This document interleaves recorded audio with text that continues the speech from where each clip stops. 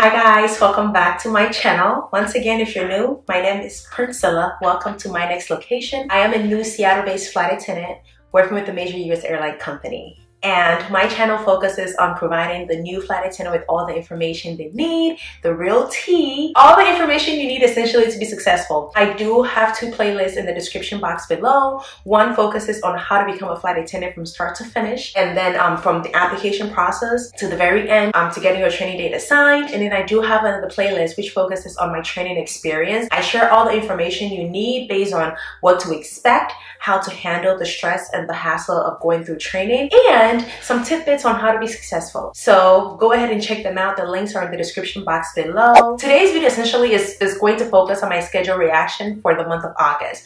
I know typically I would unveil or watch or open up my schedule and you guys will get the raw experience as I see it for the first time. However, as you've noticed for the past few months, I have been experimenting with what I want and how I want my schedule to be.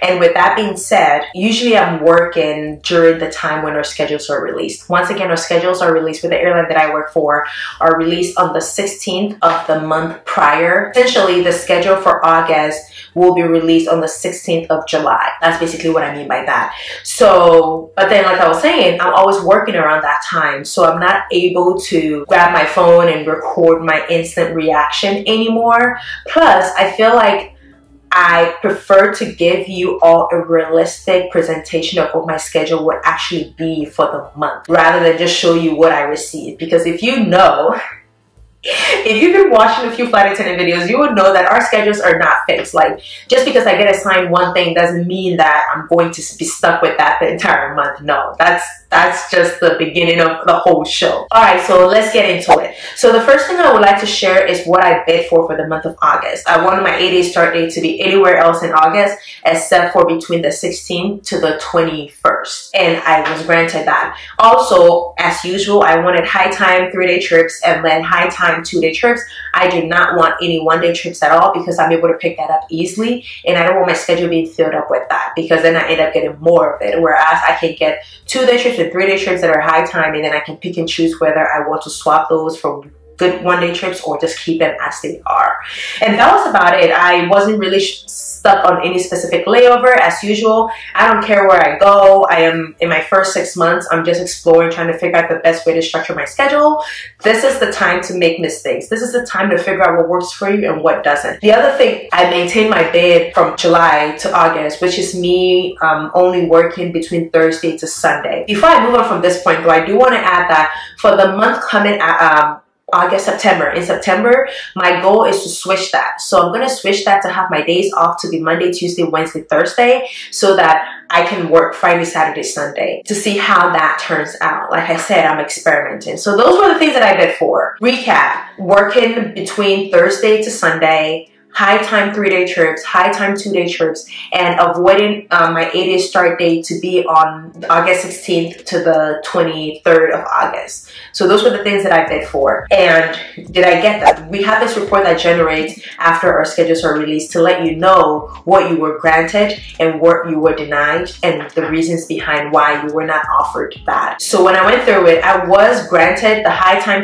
trips for 3 days, trips for 2 days, and then also my 8-day start date. But I think the only thing I did not get was that I always avoid domestic trips. It's just automatic. I put it in there anyway, even though I know I can't hold it. I just put it in there anyway because I know that with my base, if I want very, very good like 22-hour, 21-hour, 20-hour trips, they are all international trips. So that's the reason why I automatically put that in there to support the high time 3-day trips that I'm requesting for.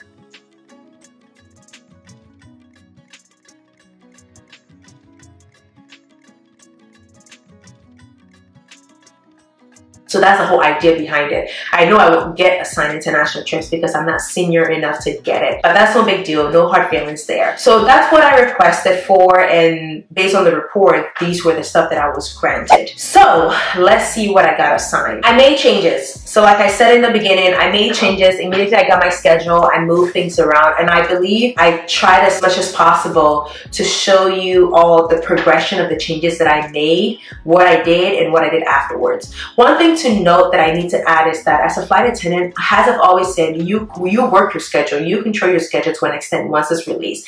So nothing is fixed. If you have a trip on a certain day and all of a sudden you can't work that trip, you have the opportunity to get someone to pick it up from you or to swap into something else. My initial schedule, and you see, I took screenshots just so that I could remember where things were from the beginning. So the first schedule, I will insert a photo of this as well so you guys can follow along too. So once the schedules were released, essentially what I got was that my 8 days started from August 2nd to August 7th. So there are 2 sets of 8A3, which is on reserve 3 days at a time. However, they're together. So essentially it becomes a 6-day block. What I'm noticing so far is that ever since I got to base, our base hasn't had like a 6-day block of 8 days. Typically what you will get is 2 sets of 3 that are together back to back. And essentially what's supposed to happen is that after 48 hours, they automatically become 6 days. So if you get this assigned and you get a 3-day, 8-day, 2 sets of 3-day 8 days or reserve days, you have 48 hours to swap out of them, or after 48 hours, they would essentially become a 6-day block and you won't be able to break it up again. So keep that in mind if you're a new flight attendant. But for me, honestly, like I said, the initial goal for August was to attend a wedding. So I didn't care how my 8 days appear. Typically, I lean towards the separate 8-day, 3-day blocks. But I noticed that it really makes not much of a difference. Either way, you're going to be on call. So at this point, I would rather want to get it over and done with all together at once. I think it was more stressful the first month for me because I was new and I was still trying to figure things out. So the anxiety of not knowing what's going to happen, like back and forth and all that, made it harder and more stressful. That's why I actually enjoyed the 3 days separate ones. But I think I'm fairly good now and it doesn't really matter. At the end of the day, I am at the beck and call of the company and anything can happen, okay? All right, so the other thing also that I got was that I got assigned a 3-day trip on the 11th of August to the 13th of August, which was high time as well. It's a really good trip. And then I had 2 2-day trips. Honestly, those 2 2-day trips are the same rotation. At the end of the day, I have a 2-day rotation between the 17th and the 18th and the 24th and the 25th. One thing I also noticed was that when I checked on the report, I saw that my schedule value for this month was at 74 hours. So we're not getting very high schedule value, which is good, especially for somebody who does not want to work a lot. This is all I got. I literally got a 6-day, 8-day, and then I got a 3-day trip and then 2 2-day trips, and that was it. So the number of days that I had off in August before I made changes to my schedule was 15 days off.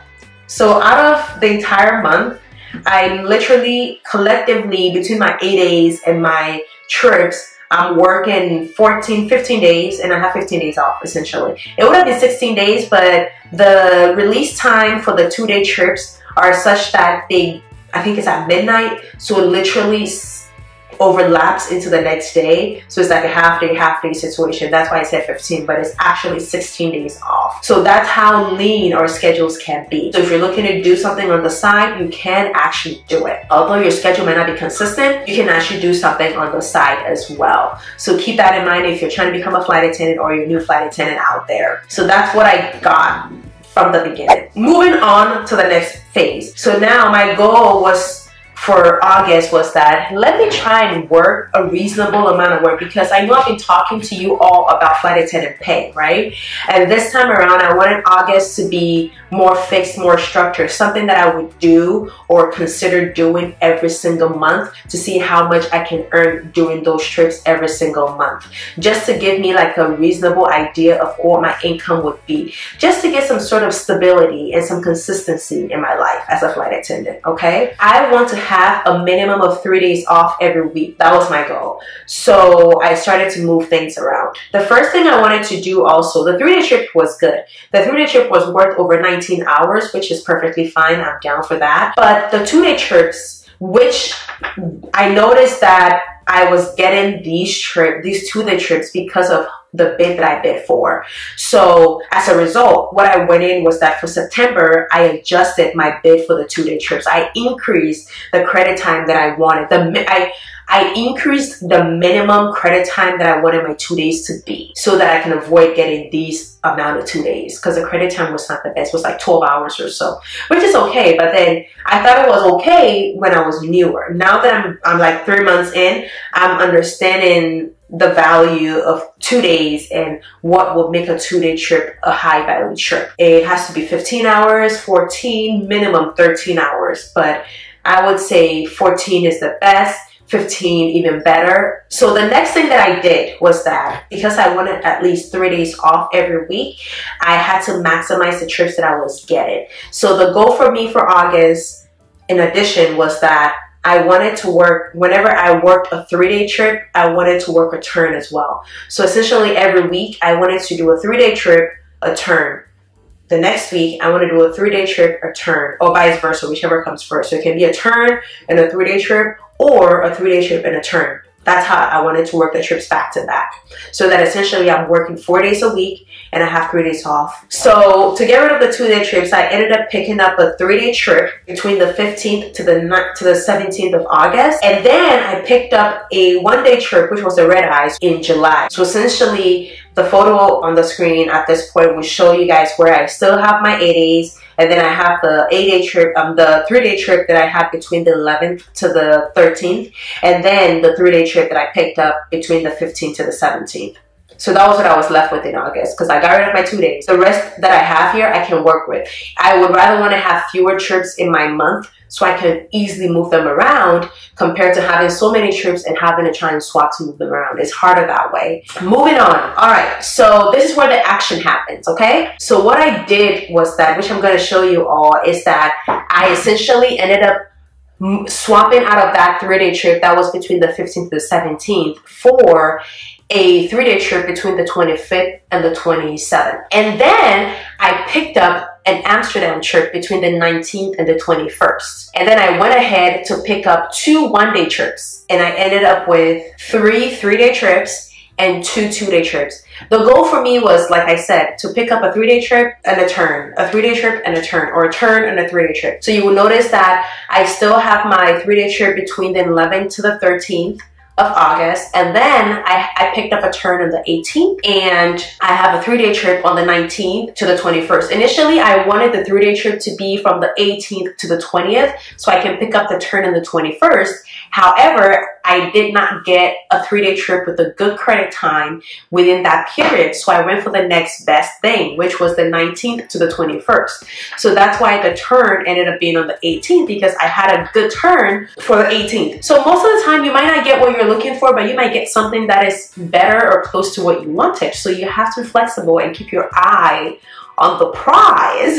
So that's what happened. And then I still have my new hire meeting where it is on the 23rd, and I picked up a 3-day trip between the 25th to the 27th, leaving me with a 1-day trip on the 28th of August. And the green numbers that you all see are the credit time for the trips, because I wanted this schedule reaction video to be as detailed as possible. So realistically, you guys can have an idea of the value of this schedule monetary wise as well. My 8 days, 6 days altogether, me being on call would be about 28 hours and 30 minutes. And then the 3-day trip that I have on the 11th to the 13th is worth 19 hours and 16 minutes. And the turn on the 18th, that is a 1-day trip. A turn is essentially, I get up in the morning, I go to the airport, I work a flight from one location, from Seattle to a different location. Then I work another trip from that destination back to Seattle in the same day. So let's say I leave at 5 in the morning, I return by 6 at night or 5 at night. That's what a turn is. And I think that's specifically what that rotation is. The other 3-day trip following that is between the 19th and the 21st is worth 20 hours and 20 minutes.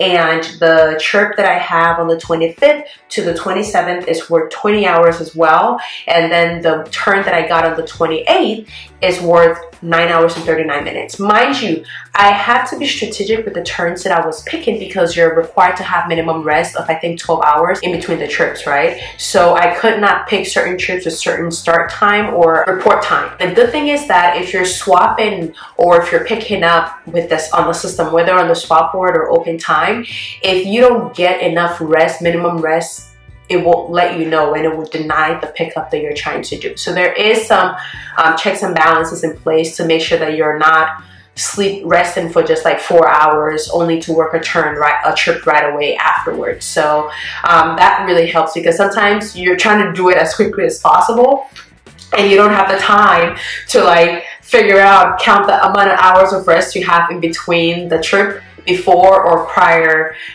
before or after where you want to put the trip you're picking up. So that helps a lot. But as you can see, this is like a typical, well, I would say it's typical because potentially being a new flight attendant, the way the system works is definitely not in our favor. So you might not get assigned something pretty like this by default from our system or our scheduling system, but I worked my schedule to get this. So I just moved some things around, and then days later, it doesn't have to happen the same day. When I got rid of my 2-day trips, that was the day, I believe the day of schedule release, which was on the 16th. However, these changes happened literally a few days ago.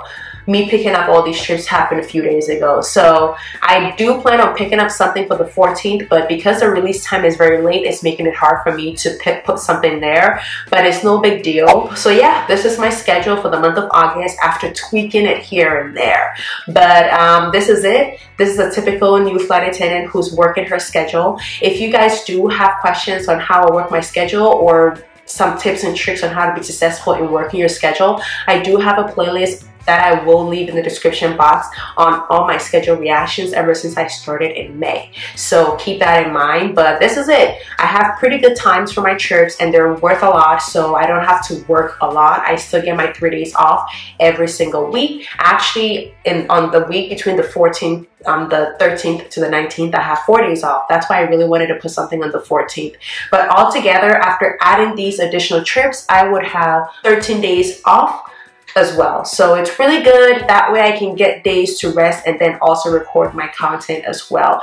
13 days off if I do not put any trip on the 14th. But if I do, then it's going to be obviously 12 days. But so far it's great. Let me know your thoughts in the comment section below. Once again, if you've made it this far, it means you like the content. So go ahead and hit that subscribe button. Support your girl. The goal is to hit 1K. So help me do that. That being said, I also have additional playlists in the description box below. My training experience, how to be successful at flight attendant training, and then also how to become a flight attendant from start to finish. So do check those playlists out. Once again, I am checking out. See you in my next video. Bye-bye.